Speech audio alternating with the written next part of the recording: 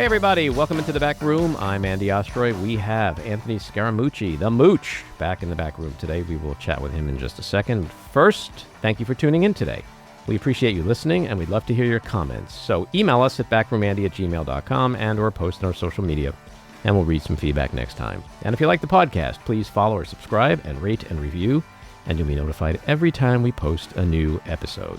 So, Anthony Scaramucci, he is the founder and managing partner of global investment firm SkyBridge and founder and chairman of SALT, a global thought leadership forum and venture studio. Prior to founding SkyBridge in 2005, he co-founded investment partnership Oscar Capital Management, which was sold to Neuberger Berman in 2001. Earlier, he worked at Goldman Sachs and Company, and he's a member of the Council on Foreign Relations and a board member of the Federal Enforcement Homeland Security Foundation, and the author of 5 books. He's best known for the 11 roller coaster days he served in the Trump White House as communications director, after having served on Trump's finance committee, and then on his presidential transition team. His new book, From Wall Street to the White House and Back, came out last week. Anthony, the Mooch, welcome back into the back room. Hey, Andy, it's good to be here with you. I want to talk about your book in a second, which just came out. But first, I'd like your thoughts on what went down in the Bronx. The Bronx over here. Trump. What is that all about? I mean, the good news is you got a drone. We have drone technology. So take a look at the drone shot of the rally. There were probably 800 people there. Mm-hmm. Trump's saying there's 20,000 people. Even people that were there say there was probably 1,000, and they're being exaggerating in terms of who was there. So it's a bunch of nonsense. We also have evidence that journalists are following up on that many of those people were paid to attend that rally. Mm-hmm. Of course, Trump has said he's going to testify in the case that he has here in New York. Of course, he didn't do that. Of course, Mr. Trump said that he was going to bring the rally to Madison Square Garden. He's going to fill Madison Square Garden for 20,000 people. Impossible for him to do. Mm-hmm. He can bring people in red states. There's no question about that. Mm-hmm. They're less than they were in 16 and in 20. You just have to lift the drone into the air and see that every time he does one of these rallies, he and his team are exaggerating about the numbers that are at the rally. Sure, I think they're also exaggerating about the color of the people attending too. It looks like an awful lot of white people to me. Yeah, there were white people that were paid, black people that were paid. But, a lot of people were leaving because they got paid for a certain amount of time. Once the time went up, they were able to leave. Of course, Trump got to the rally late. So there was a little bit of miscommunication in terms of when their payments were going and when the meter was starting. But that, listen, I mean, doesn't it just, it's crazy. It's crazy town, isn't it? It's no longer crazy to me. Mm-hmm. It is no longer crazy to me. What it is reality. I'm no longer shocked by it. I'm gonna suggest something to you, and Trump people would roll their eyes at this, but if you read the Joseph Goebbels biography that came out 10 years ago, in the biography, Goebbels was a mastermind of propaganda, and he laid out in great detail what the Nazis were doing to amass power in Germany. I just want to remind people that, the research, and you can ask people in Israel this question, how many Jews voted for Adolf Hitler? Because remember, Hitler rose to power. He was democratically elected Chancellor of Germany. He was sworn in on January 30th, 1933. 13%, there were 800,000 Jews left in Germany. They were departing because of the rise in racial hatred. And there were 800,000 left. 13% of the eligible voters, so let's say half of them were children, you had 50, 60,000 Jews voting for Adolf Hitler in Germany.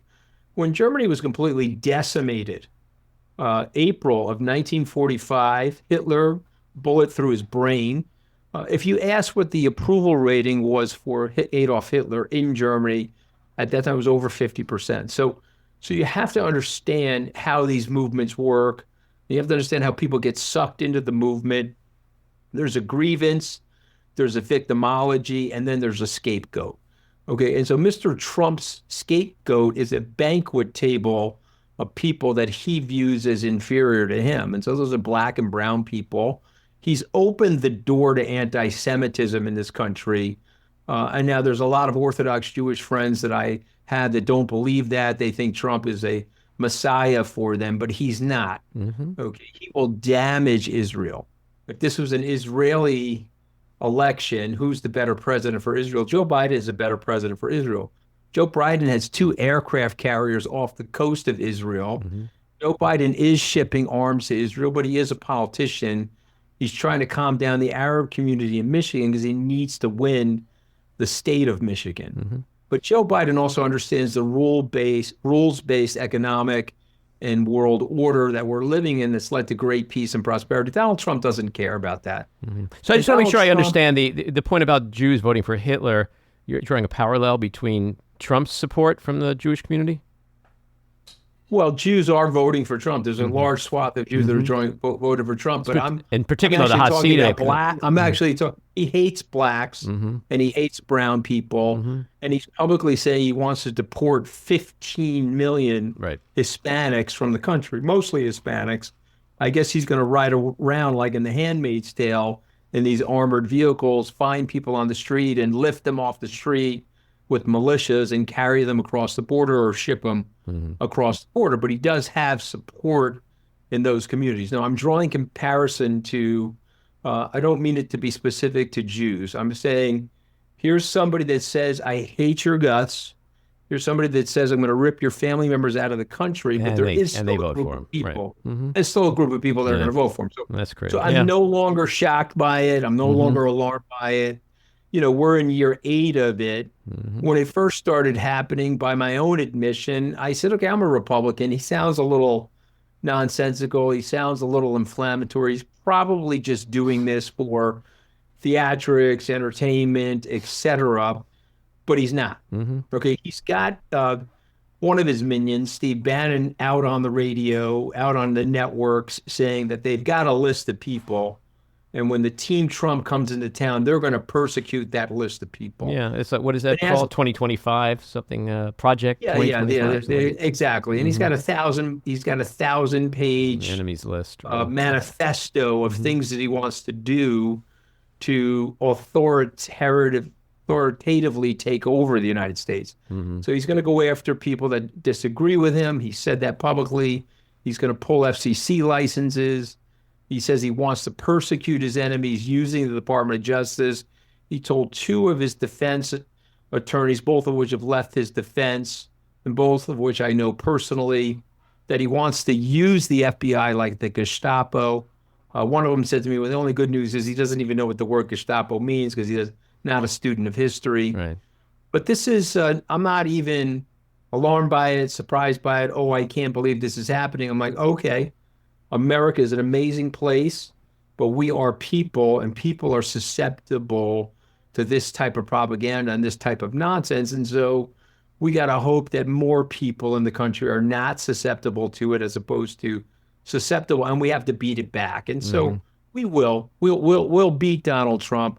When push comes to shove, at the end of this, we will beat Donald Trump. Well, this will be a very nasty 6 months, Andy. Very nasty. And so what do you think about the election? You know, the new Quinnipiac poll came out the other day. It showed Biden gaining. You know, I've been very consistent. I've said over the last 6 months, I said in January, Joe Biden will win this election. I went to Davos, Switzerland, 3,000 elite delegates there. Donald Trump will win the election. In 2016, they said we don't even need to have an election. Hillary Clinton will win the election. January 2020, Donald Trump will win the election. Elites are usually wrong about these things because they don't want to look stupid to the other elites. And so there's a mad sailing race. They're following each other's sails as they race around the world. And so they got to look like each other. I don't care about stuff like that. I don't need to look like anybody. Okay, I'm my own guy. Donald Trump is going to get his ass kicked in this election. And there are 3 big reasons why he's going to get his ass kicked. Number one, he is an asshole. And we are going to spend a tremendous amount of money and time and energy reminding people of what a complete asshole and a buffoon he actually is. Number 2, Joe Biden's going to have a quantum more money than him because Joe Biden is raising money large and small, and he's the incumbent. And so he'll be able to put up way more field offices than Donald Trump. I'll just point out to all your viewers and listeners, These are two known entities in American politics. People have already decided. It's not like, oh, geez, let me wait for the debate. I need more information on Joe Biden or Donald Trump. This is not the 2008 Barack Obama introductory tour. These are two 5-decade known entities. And so this is a get out the vote exercise. The Democrats have more voters. Registrations are tilted towards the Democrats. The independents are going to side with Joe Biden. And let's just keep these abortion laws coming. We had the 1864 law in Arizona. We had the Alabama Supreme Court case. And of course, we had in Louisiana the prohibition of abortion drugs in Louisiana. Mm-hmm. And then we have the famous IVF declaration that they want to prohibit IVF in the country. This stilted the alleged victory that was going to take place of the Republicans in the 2022 midterm elections, and it's going to absolutely destroy them here. So that and then the last reason, I think this is the most important reason, is that in the United States, we are generally a force for good. And I believe that this will prevail. And what impact do you think third party and independent candidates, in particular Bobby Kennedy Jr., are going to have on this election, and in particular on who? So, I've heard in the press, and I've heard that he's taking voters from Donald Trump. And I believe that that is a bunch of nonsense, because in the United States, as it relates to politics, follow the money. Steve Bannon and the arch right-wing minions are supporting RFK Jr. They want him in the race. And of course, if they want him in the race, that's because he's benefiting Donald Trump. Liz Stein, the Green Party candidate, she got more of her money from conservative Republicans than anybody else that she got money from, because she was incrementally taking money away from Hillary Clinton, or excuse me, votes from Hillary Clinton. Mm-hmm. So RFK Jr. is taking votes, in my opinion, away from Joe Biden. But here's the thing. Donald Trump does not want him on the debate stage, because he's actually, if you listen to RFK, whether you like RFK or you dislike RFK, I've sat through hundreds of interviews of his on YouTube, and he's articulate, and he has a point of view, mm-hmm. and he is very critical of Donald Trump when you're listening to him, okay? Mm-hmm. And so he's a libertarian with a left-leaning slant more than he is a libertarian with a right-leaning slant.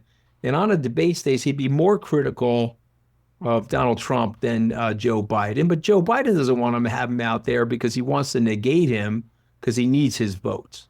So that's why both of these people have knocked him off the debate stage. And that breaks tradition in the U.S., because you and I are old enough to remember John Anderson being on mm-hmm. that debate stage, and Ross Perot. Mm-hmm. They're not going to allow that this time. So I hope that Bobby drops out. Mm-hmm. He's not on enough ballots. He's on the state of Michigan. Mm-hmm. If he drops out of Michigan, Biden will handily win Michigan. And remember, he only has to win a few of those swing states mm-hmm. to have a clinch an electoral college victory. He doesn't have to win Arizona. He doesn't have to win Nevada. But if he won Michigan and he won Pennsylvania, he's the president. Mm-hmm. And so the big question that could move the needle on some level for Trump is who he picks as his vice president. Who do you think that's going to end up being? Well, it won't be Nikki Haley. I'm stunned at Nikki Haley's endorsement, because mm-hmm. she got nothing for that endorsement. Mm-hmm. And there was no photo op. There was no declaration of mutuality of love or respect for each other. And I'm not exactly sure what she's doing. She seems like she's been overfed nonsense by Republican consultants who have told her, hey, you better say you're voting for him, otherwise you have no future here in the Republican Party. Mm-hmm. It would have been so well served that she said, hey, listen, no way, never. I've got 20% of the party, and I'm going to grow this party. I'm going to reach into the non-voters and rebuild a center-right party. The Whig Party died in 1856 over the fight related to slavery. Abraham Lincoln became the first Republican Party nominee because the Whig Party reset itself and reformed as Republicans, more or less. And Abraham Lincoln became the first Republican nominee in 1860.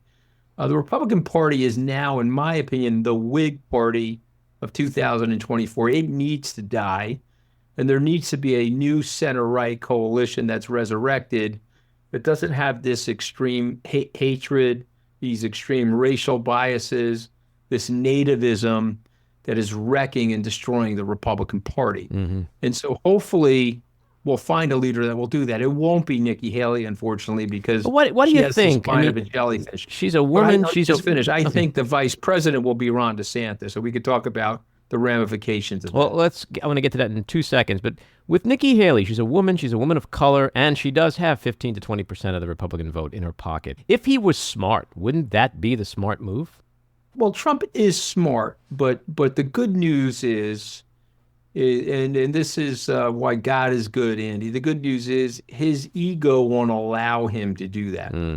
If he puts Nikki Haley in that position, and there's any press that Nikki Haley won him the presidency, right, it would drive him maniacally crazy. So that's a good point. This is a one-man show. There's one spotlight on the Broadway stage. He doesn't like anybody else getting any credit for anything.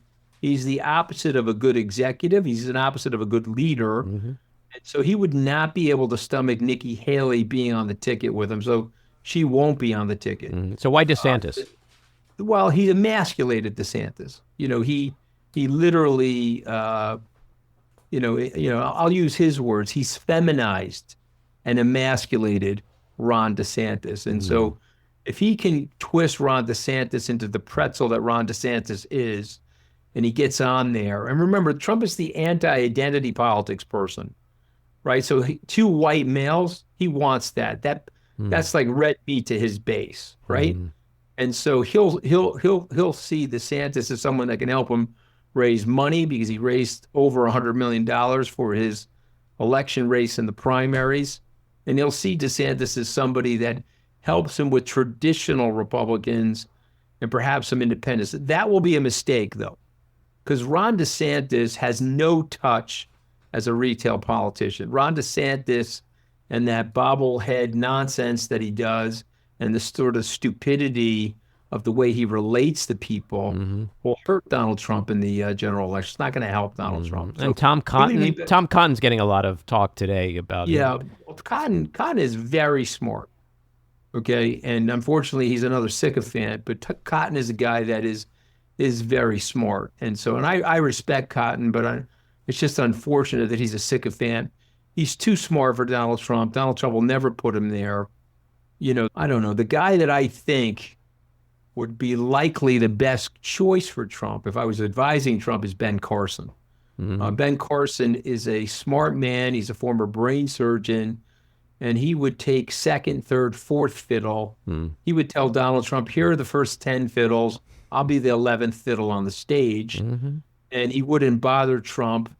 And I like Ben. And I think he's innocuous to others. Right.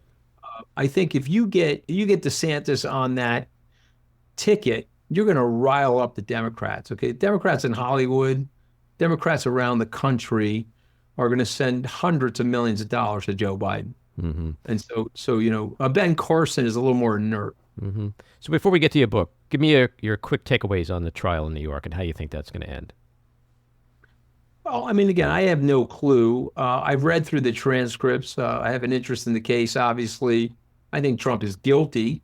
I think he's guilty beyond a reasonable doubt. The question is, are there 12 people in this country that could unanimously say that Donald Trump is guilty, even in a blue state like New York? He has cult followers here.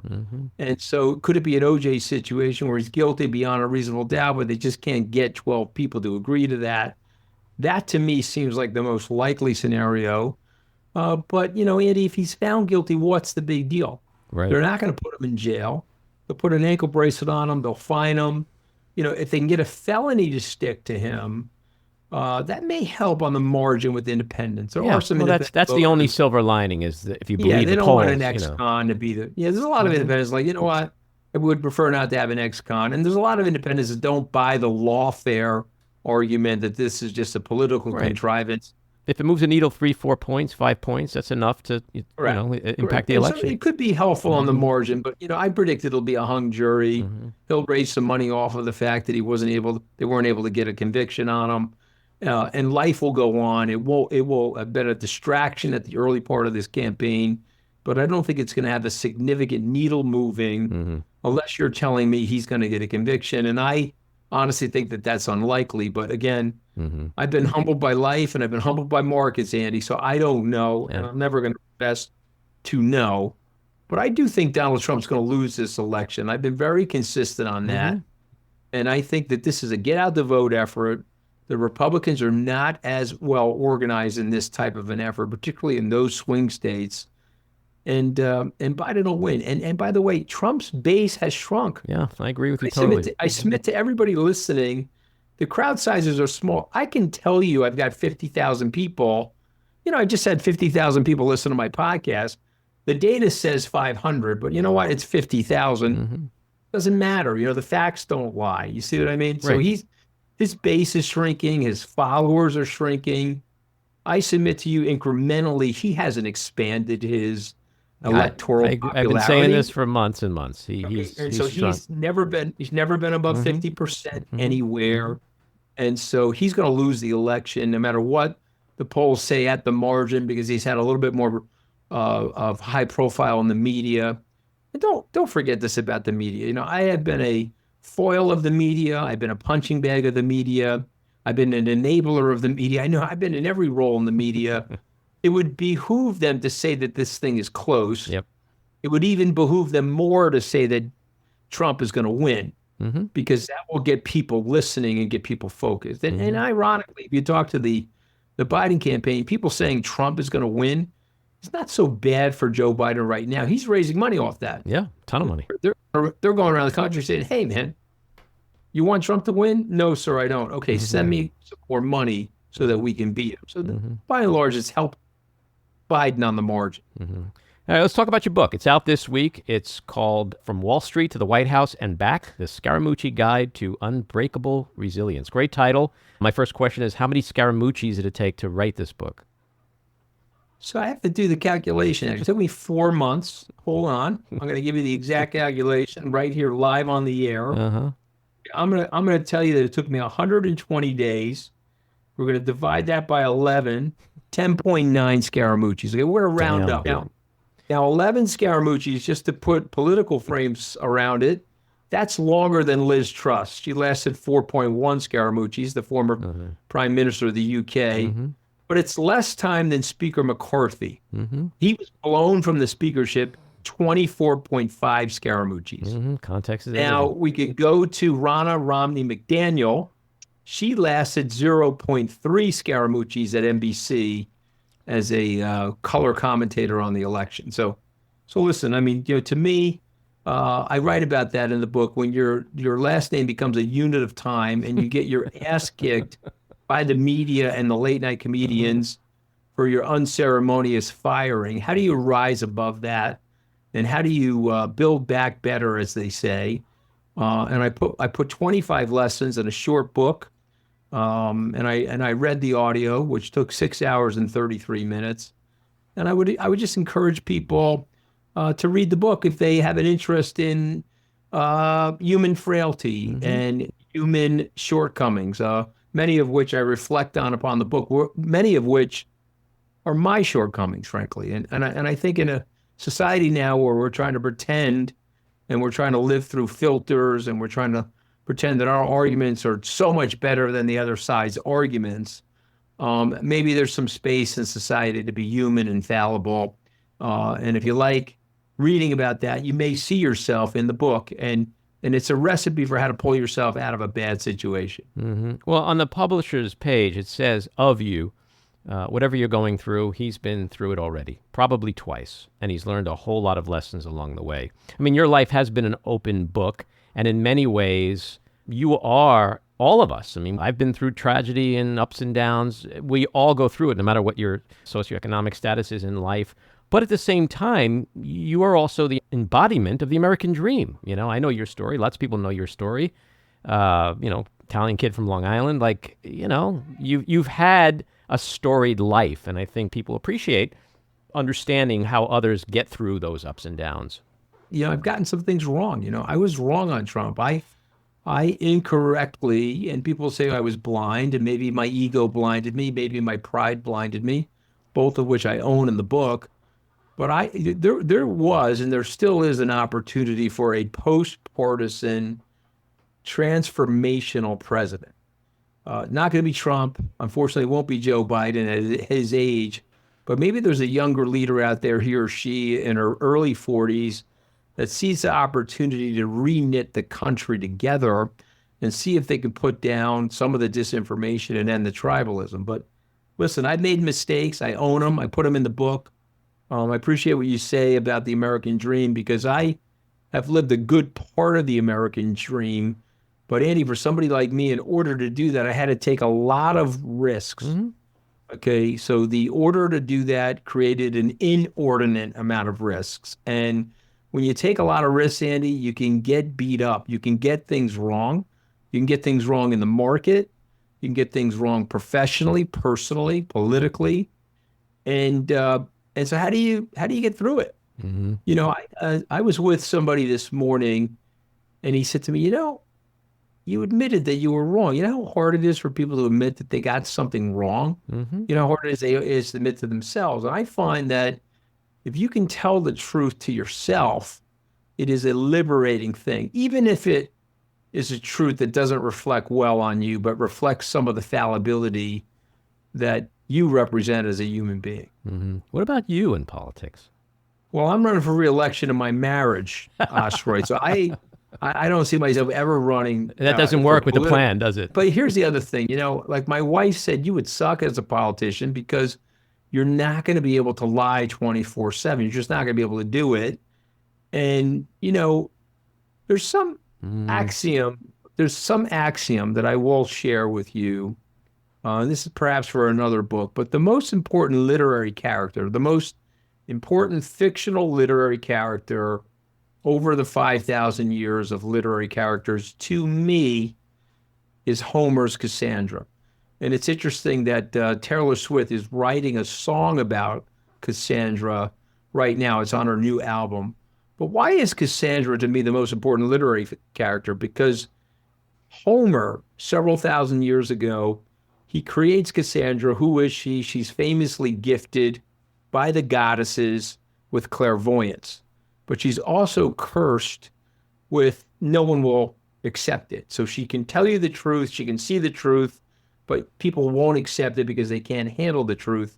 She tells her father, who's the king of Troy, that the Greek ships are coming, they're going to burn the city, and you've got to let Helen go back to her husband. And of course, Priam doesn't listen, and the city burns to the ground.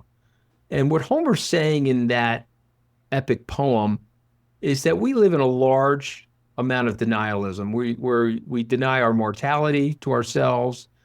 We deny things that we don't like hearing. Of course, Aaron Sorkin, the great screenwriter, manifested Cassandra in the Jack Nicholson army officer who at the trial says, you cannot handle the truth. Mm-hmm. And so we want our political leaders to lie to us. And it's very rare. Churchill wasn't a liar. Lincoln wasn't a liar. But it's very rare. It's usually in a time of extreme crisis where the electorate will accept the truth. If I were running for president, no one would vote for me. Number one, I don't fit in either party's block perfectly. That might be a good thing. But also, I would tell people the truth about their deficit. I would tell people the truth about the reckless entitlement spending. And I would tell people the truth about what it would take as a nation to fix it. And neither candidate wants to do that in this election. And by the way, I don't think people would want to hear that truth. I don't think they would vote for what is necessary to make those changes, to make the society better. I don't want to see a debt spiral in America, but we are heading for a debt spiral in America if you just look at the spending. I don't want to see a situation where we lose our standing with our political allies, which will affect our geopolitical footprint, which will affect our economy. But we are taking steps around the world that's doing that too. So So no one's going to want to hear that from me, Andy. Well, I'm going to close out this chat with two things. One, I think you're wrong. I think you'd actually make a pretty good candidate for a lot of reasons you're talking about. You do have an attractive honesty about you, and you have had your lumps, and you're self-deprecating and honest about that. And I think people are looking for something different. The second thing is I do want to thank you, because every episode we always try to find a way to talk about Taylor Swift in the back room, and thank you for giving us this week's opportunity. Well, go listen to her song. She's on it with Cassandra. Uh-huh. You know, we don't like the truth, Andy. But you know what? Homer was trying to tell you, if you can accept the truth, which also requires you to accept your own mortality, will be free, and you will be a lot happier on Earth, and you also will create a better model for a country. You know, when Lincoln did not want to free those slaves, he was not an abolitionist. He was a practical politician. But his number one objective was to keep the Union together, because he understood that the Union together, the experiment of America, would hold. 2 weeks after the proclamation was signed to free the slaves, he wrote in his diary, "There is no permanent class of labor in the United States." And I just want you to think about that, because if you're a student of the world, and you're a student of regimes that are autocratic, or even European countries that are aristocratic, think of the miracle of America. And Lincoln knew that we had to stay together in order to keep that experiment going. And of course, Lincoln famously said we were the last best hope for mankind, because this was based on an idea. And so we got to get back to that. And we got to dial down the identity politics and the identity rhetoric. And we got to get back to what America really is, and what America meant to our grandparents, who were ridiculously in love with America. And we have to remind people why they left their home countries to come here. And if we do that, it's going to be a great place. And if we can't do that, we're going to be in a polarizing tribal fight for a decade or so, while we're overspending our treasury. Yeah, well, it's probably likely to get a little uglier before it gets prettier. But Mooch, always a pleasure to have you in. I appreciate the insights and the history lessons. Take care. All right, brother. This episode of The Back Room was edited and produced by me, Andy Ostroy. It was co-edited and co-produced by Matty Rosenberg, and co-produced by Jen Hammoud. Our theme song was composed by Andrew Hollander, and our logo was designed by Cricket Lengyel. And special thanks to Patricia Wind. Please take a moment to rate and review the podcast, and also follow or subscribe. Until next time, keep your eyes on Washington, Hollywood, and your own backyards, and have a great week.